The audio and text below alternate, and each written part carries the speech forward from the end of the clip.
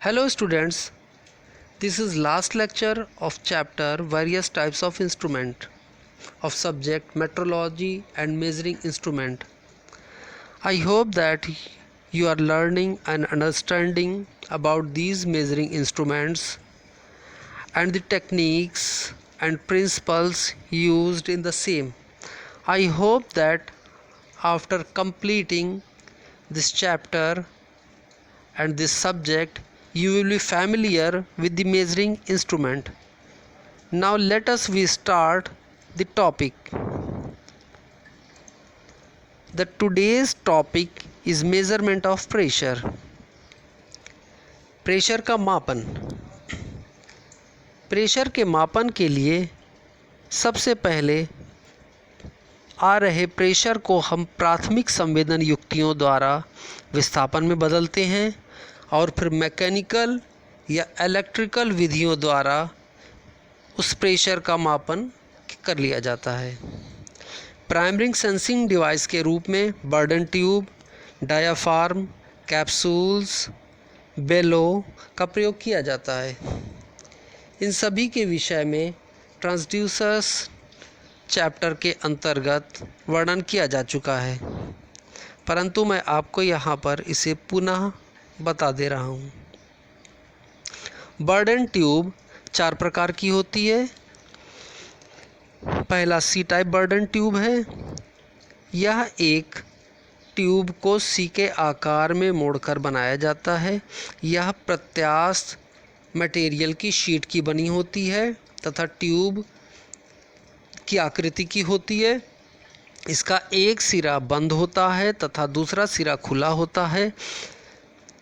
खुले सिरे से प्रेशर को इस पर अप्लाई किया जाता है। प्रेशर अप्लाई होने के कारण इस ट्यूब में विस्थापन होता है, जिसके कारण यह ट्यूब फूलने से अपनी स्थिति को बदलकर दूसरी स्थिति पर आ जाती है और इस विस्थापन के द्वारा हम प्रेशर को मैकेनिकल या इलेक्ट्रिकल डिवाइस द्वारा माप लेते हैं। दूसरी बर्डन ट्यूब स्पाइरल स्प्रिंग की आकृति की होती है। इसमें इस ट्यूब को स्पाइरल आकृति में मोड़कर अंदर के सिरे को बंद कर दिया जाता है तथा बाहर वाले सिरे को खुला रखा जाता है। इस खुले सिरे से प्रेशर अप्लाई किया जाता है, जिससे यह फैलती है और इसके द्वारा विभिन्न डिवाइसेस लगाकर प्रेशर का मापन कर लेते हैं। Helical type burden tube. यह हेलिकल कंप्रेशन स्प्रिंग के आकार की होती है तथा यह रेक्टेंगुलर क्रॉस सेक्शन वाली होती है। इसका एक सिरा बंद होता है तथा दूसरा सिरा खुला होता है। खुले सिरे पर प्रेशर देने पर यह बर्डन ट्यूब ऊपर की ओर विस्थापित होती है और इसके विस्थापन को विभिन्न युक्तियों द्वारा माप लिया जाता है, जो प्रेशर का मान दर्शाता है।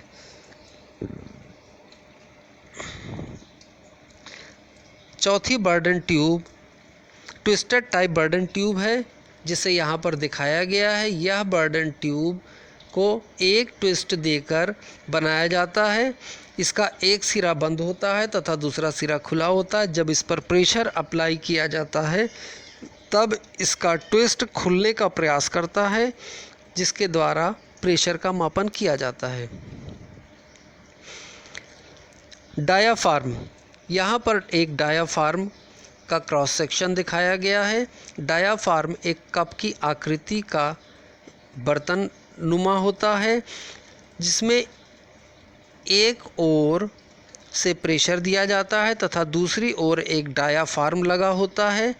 डायाफ्राम इस आकृति को बंद करता है। जब इसमें प्रेशर अप्लाई किया जाता है तब यह डायाफ्राम आगे पीछे विस्थापित होता है और इसके विस्थापन को मापकर प्रेशर का मान ज्ञात होता है। दूसरे अन्य प्रकार के डायाफ्राम में कुछ करोगेशंस बना दिए जाते हैं। इन करोगेशंस के द्वारा इनका विस्थापन अधिक प्राप्त होता है। कैप्सूल। कैप्सूल एक प्लेट की आकृति को विभिन्न सर्कुलर हिस्से में मोड़कर बनाया जाता है। यह प्लेट की आकृति दो प्रकार की ऊपर तथा नीचे लगाकर जोड़ दिया जाता है और इस आकृति को नीचे से छेद करके प्रेशर दिए जाने वाले स्थान से जोड़ दिया जाता है।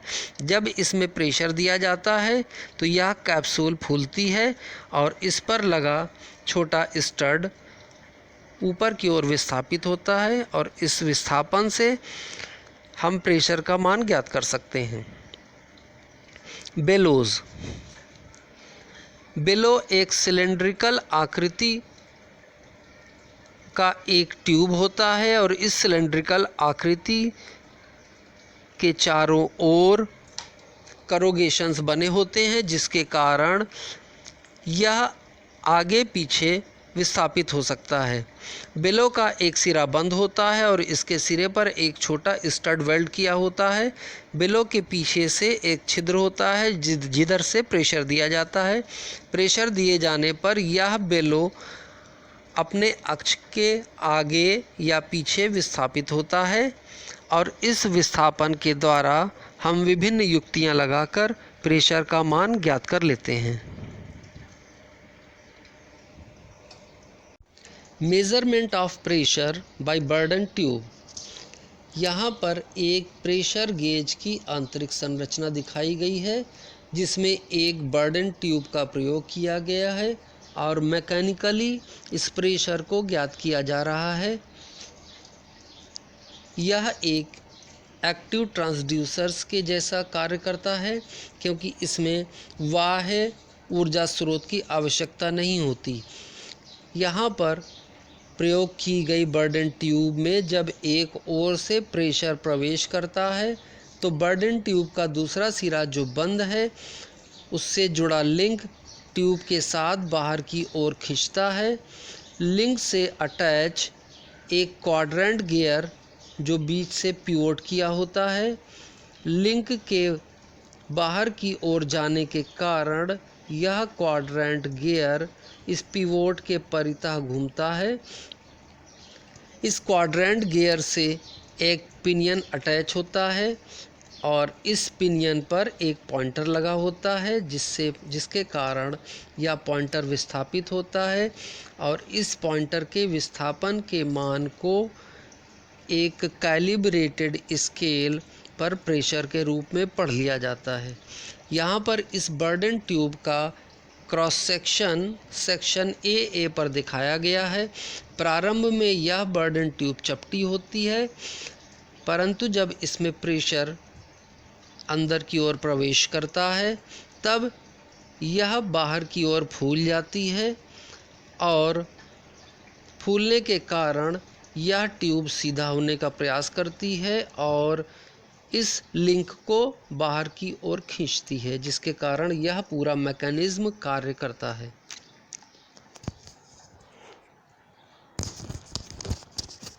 यदि बर्डन ट्यूब के स्थान पर इस युक्ति में डायाफ्राम का प्रयोग किया जाए तो यह पूरी युक्ति डायाफ्राम के कारण प्रेशर का मान बता सकती है।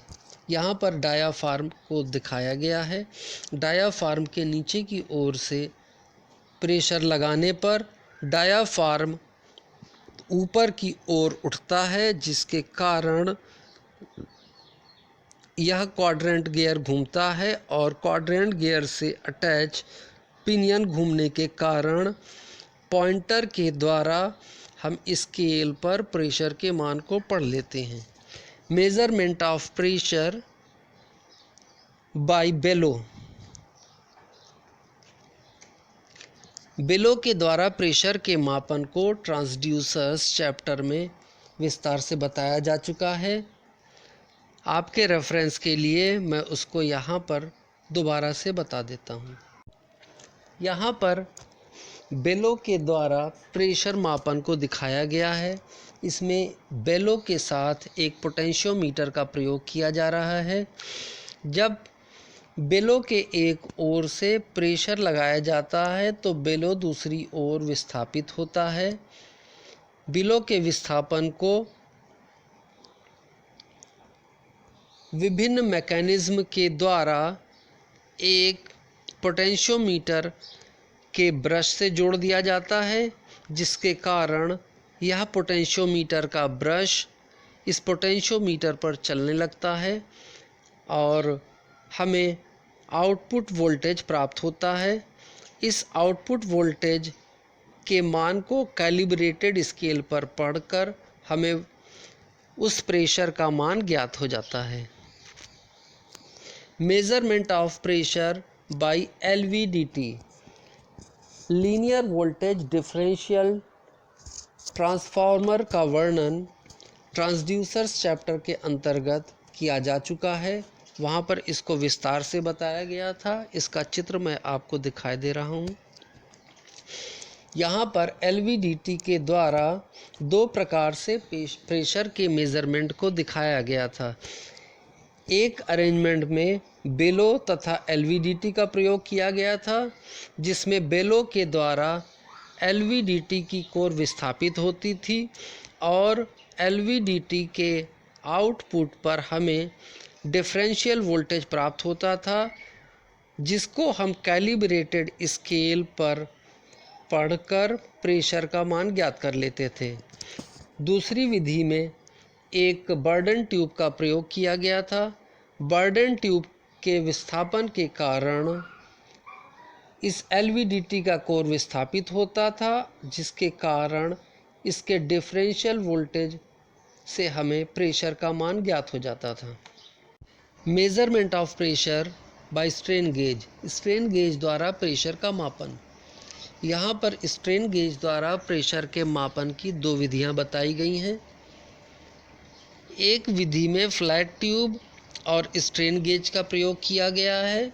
फ्लैट ट्यूब एक ट्यूब होती है जो बीच से चपटी तथा फ्लैट होती है। इसका एक सिरा बंद होता है तथा दूसरा सिरा खुला होता है, जिस ओर से प्रेशर इसमें प्रवेश करता है। इस ट्यूब के ऊपर तथा नीचे एक एक स्ट्रेन गेज लगे होते हैं।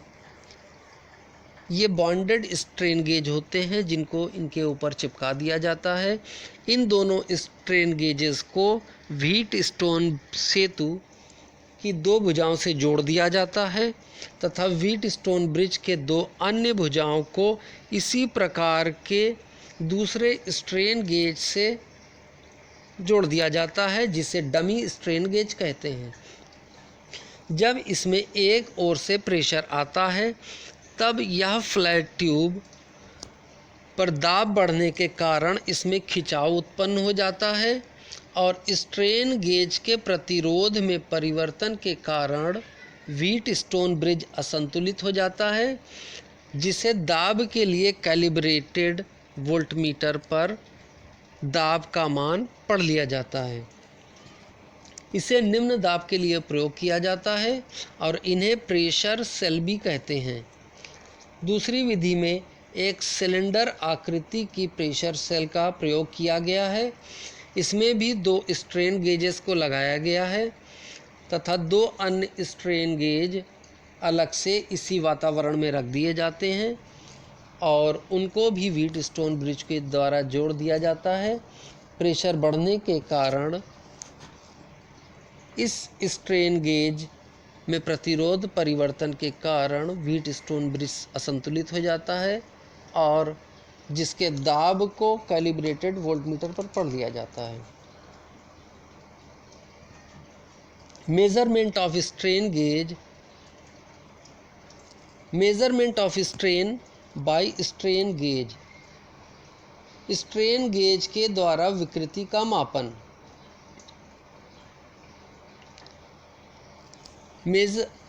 स्ट्रेन गेज के द्वारा विकृति का मापन कई विधियों के द्वारा किया जा सकता है। Measurement of axial strain by one active strain gauge, एक एक्टिव स्ट्रेन गेज के द्वारा एक्सियल स्ट्रेन का मान ज्ञात करना।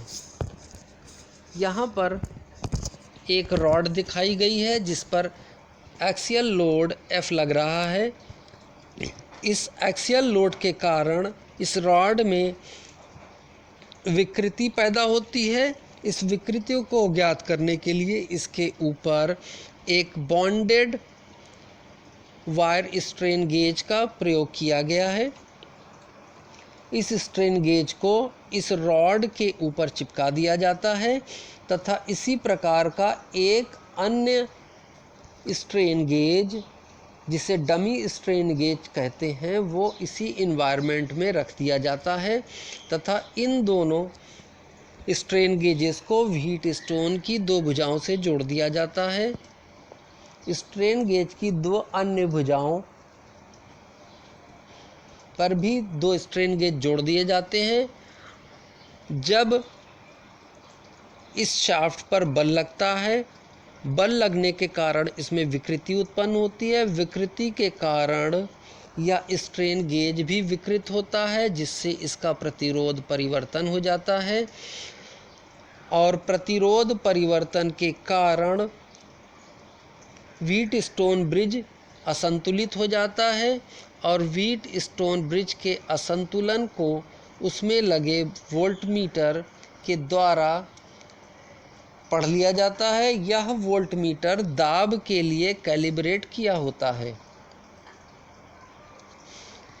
यहाँ पर व्हीट स्टोन ब्रिज का चित्र दिखाया गया है।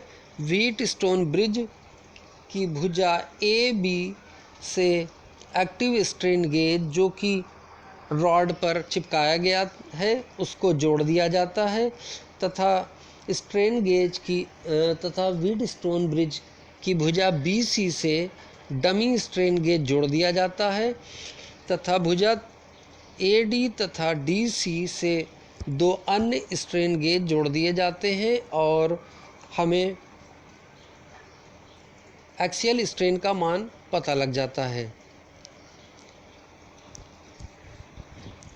इस व्हीट स्टोन ब्रिज का bridge constant K is equal to actual voltage output of bridge upon voltage output of bridge with one strain gauge के द्वारा दिया जा सकता है।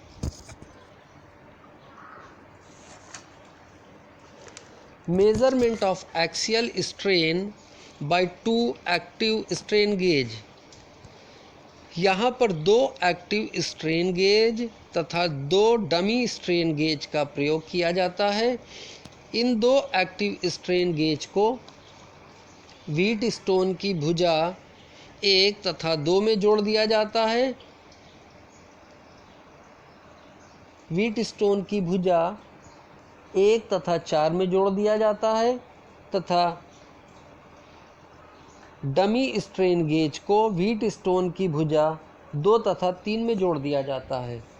इन डमी स्ट्रेन गेज के कारण यदि मापन के बीच में वातावरण का तापमान परिवर्तित होता है तो व्हीट स्टोन ब्रिज पर उसके संतुलन पर कोई प्रभाव नहीं पड़ता।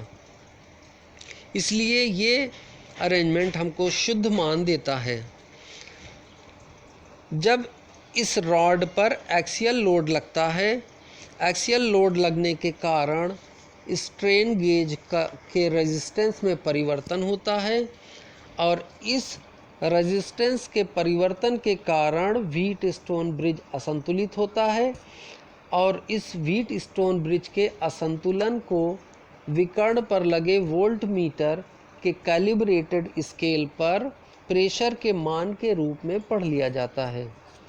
इस अरेंजमेंट में व्हीट स्टोन ब्रिज का ब्रिज कांस्टेंट के 2 के बराबर होता है।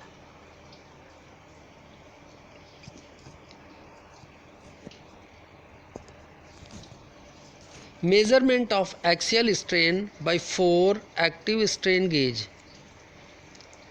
यहाँ पर 4 एक्टिव स्ट्रेन गेज का प्रयोग किया जाता है। पीछे बताई गई या उपरोक्त बताई गई विधियों में इस जो भी स्ट्रेन गेज लगे हुए थे वो अक्षीय दिशा में लगे हुए थे। अब यदि बल इस रॉड के अक्ष से थोड़ा हटकर इधर या उधर की ओर लग रहा है तो इस रॉड पर अक्षीय लोड के साथ साथ बेंडिंग भी कार्य करने लगेगा, जिसके कारण इसके मान में त्रुटि आने की संभावना रहती है। इस त्रुटि की संभावना को दूर करने के लिए यहाँ पर 4 स्ट्रेन गेज का प्रयोग किया गया है, जिसमें स्ट्रेन गेज नंबर 1 तथा 4 को अक्षीय दिशा में एक दूसरे से विपरीत दिशा में लगाते हैं, जबकि स्ट्रेन गेज नंबर 2 तथा 3 को उसकी पेरीफरी पर गोलाई में चिपका दिया जाता है या लैटरल दिशा में लगा दिया जाता है, जिसके कारण इससे हमें शुद्ध मान प्राप्त होता है। अब यदि पॉइसन रेशियो 1/m का मान 0.3 है तो ब्रिज कांस्टेंट k = 2 (1 + 1/m) से हमें 2.6 प्राप्त होता है। Measurement of bending strain by strain gauge. यदि किसी बीम की हमें बेंडिंग स्ट्रेन ज्ञात करना है तो उस बीम के ऊपर हम एक्टिव स्ट्रेन गेज लगा देते हैं और इस एक्टिव स्ट्रेन गेज से लगाने पर जब बीम में विस्थापन होता है या इसमें विकृति आती है तो इस पर लगा हुआ या चिपका हुआ स्ट्रेन गेज भी विकृत होता है, जिसके कारण इस स्ट्रेन गेज का प्रतिरोध परिवर्तन होता है और इस प्रतिरोध परिवर्तन के कारण व्हीटस्टोन ब्रिज असंतुलित होता है और इस असंतुलित व्हीटस्टोन ब्रिज के वोल्टेज के मान को हम कैलिब्रेटेड वोल्टमीटर पर पढ़कर हम स्ट्रेन का मान ज्ञात करते हैं। यहाँ पर हमारा वोल्टमीटर जो व्हीटस्टोन ब्रिज में प्रयोग किया जा रहा है वह बेंडिंग स्ट्रेन के रूप में कैलिब्रेटेड किया जाता है, अर्थात वोल्टेज परिवर्तन के मान को बेंडिंग स्ट्रेन के मान के द्वारा दर्शाया जाता है। यहाँ पर 3 प्रकार का अरेंजमेंट दिखाया गया है जिनके द्वारा बेंडिंग स्ट्रेन का मापन किया जा रहा है। पहले अरेंजमेंट में एक एक्टिव स्ट्रेन गेज लगाया गया है जिसको बीम के ऊपर चिपका दिया गया है तथा दूसरा डमी स्ट्रेन गेज उसी वातावरण में उसी के पास रख दिया जाता है और व्हीटस्टोन ब्रिज से इन दोनों को जोड़ दिया जाता है। इसमें ब्रिज कांस्टेंट 1 होता है। दूसरे अरेंजमेंट में हम 2 एक्टिव स्ट्रेन गेज नंबर 1 तथा स्ट्रेन गेज नंबर 2 का प्रयोग करते हैं, जिसको स्ट्रेन वाली बीम पर ऊपर तथा नीचे की ओर लगा देते हैं तथा 2 अन्य डमी स्ट्रेन गेज नंबर 3 तथा 4 को उस बीम के पास रख देते हैं और इन स्ट्रेन गेज 1, 2, 3 तथा 4 को व्हीटस्टोन की भुजाओं 1, 2, 3 तथा 4 में जोड़कर ब्रिज के असंतुलन के मान को बेंडिंग स्ट्रेन के रूप में प्राप्त कर लिया जाता है। तीसरे अरेंजमेंट में इस बीम के ऊपर 4 एक्टिव स्ट्रेन गेज का प्रयोग किया गया है। बीम के अक्ष के बाईं ओर 2 स्ट्रेन गेज तथा दाईं ओर 2 स्ट्रेन गेज लगाए जाते हैं। एक स्ट्रेन गेज ऊपर तथा दूसरा उसी के नीचे प्रयोग किया जाता है और इन चारों स्ट्रेन गेज 1, 2, 3 तथा 4 को व्हीटस्टोन ब्रिज की भुजाओं 1, 2, 3 तथा 4 में जोड़कर हमें बेंडिंग स्ट्रेन का मान ज्ञात हो जाता है। इस अरेंजमेंट में ब्रिज कांस्टेंट का मान 3 होता है। लोड सेल फोर्स तथा लोड ज्ञात करने के लिए प्रयोग किए जाते हैं। यदि किसी प्रत्यास्थ पदार्थ पर बॉन्डेड स्ट्रेन गेज को चिपकाकर लोड लगाया जाए तो स्ट्रेन गेज का प्रतिरोध बदलने के कारण इससे कनेक्टेड व्हीटस्टोन ब्रिज असंतुलित हो जाता है और इस व्हीटस्टोन ब्रिज के असंतुलन को कैलिब्रेटेड वोल्टमीटर पर पढ़कर हमें इसके असंतुलन के लिए जिम्मेदार लोड का मान पता लग जाता है। इस सिद्धांत का प्रयोग लोड सेल में किया जाता है। कंप्रेसिव लोड सेल, यहाँ पर एक कंप्रेसिव लोड सेल का चित्र दिखाया गया है जिसमें एक प्रत्यास्थ पदार्थ जो एक रिंग के आकार का है, इस पर 6 स्ट्रेन गेज चिपकाए गए हैं जिनमें 3 स्ट्रेन गेज जिन पर ए लिखा है यह ऊर्ध्वाधर लगाए गए हैं। ये तीनों स्ट्रेन गेज नंबर 1 श्रेणी क्रम में जुड़े होते हैं तथा व्हीटस्टोन ब्रिज की भुजा ए से जुड़े रहते हैं। इसमें 3 अन्य स्ट्रेन गेज जो कि क्षैतिज रूप में चिपकाए गए हैं, उनको 2 नंबर से दर्शाया गया है। ये स्ट्रेन गेज भी श्रेणी क्रम में जुड़े होते हैं तथा इनको व्हीटस्टोन ब्रिज की भुजा 2 से जोड़ दिया जाता है। व्हीटस्टोन ब्रिज की भुजा 3 तथा 4 के लिए 2 अन्य इसी प्रकार के डमी स्ट्रेन गेज से जोड़ दिए जाते हैं। अब जब इस लोड सेल पर ऊपर की ओर से कंप्रेसिव लोड लगता है तब कंप्रेसिव लोड के कारण स्ट्रेन गेज नंबर 1 तथा स्ट्रेन गेज नंबर 2 के प्रतिरोध में परिवर्तन होता है और इस प्रतिरोध परिवर्तन के मान को हम व्हीटस्टोन ब्रिज के विकर्ण पर लगे वोल्टमीटर पर लोड के रूप में पढ़ लेते हैं। यह वोल्टमीटर लोड के लिए कैलिब्रेट किया होता है। इस अरेंजमेंट में ब्रिज कांस्टेंट K = 1 + 1/m होता है। टेंसाइल कंप्रेसिव लोड सेल, यहाँ पर टेंसाइल कंप्रेसिव लोड सेल का चित्र दिखाया गया है। इस लोड सेल में 4 active bonded wire strain gauge लगे होते हैं जिनमें 2 बॉन्डेड वायर स्ट्रेन गेज इसके अक्षीय दिशा में तथा 2 बॉन्डेड वायर स्ट्रेन गेज इसके परिधि में चिपके होते हैं। ऊर्ध्व स्ट्रेन गेज के द्वारा धनात्मक विकृति रिकॉर्ड की जाती है तथा क्षैतिज स्ट्रेन गेज के द्वारा ऋणात्मक विकृति रिकॉर्ड की जाती है। इस लोड सेल पर जब टेंसाइल लोड लगता है तब टेंसाइल लोड के कारण इस बॉन्डेड स्ट्रेन गेज के प्रतिरोध में परिवर्तन होता है और इस प्रतिरोध परिवर्तन के मान को व्हीटस्टोन ब्रिज का वोल्टमीटर लोड के रूप में रिकॉर्ड करता है।